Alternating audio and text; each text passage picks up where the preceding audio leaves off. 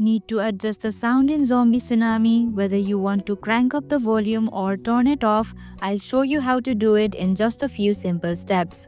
Hey everyone, welcome to Make Gaming Easy. In today's video, I'll be showing you how to turn on or turn off sound in Zombie Tsunami. So without any further ado, let's get started. Here, tap on the settings icon in the top section of your screen. In the settings menu, look for an option that says sounds. To turn the sound on or off, simply tap on the checkbox of the sounds option.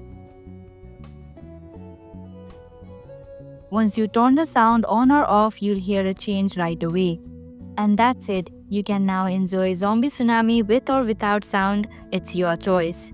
Thanks for watching Make Gaming Easy. If you like this video, hit the like button and drop a comment down if you have any questions or feedback.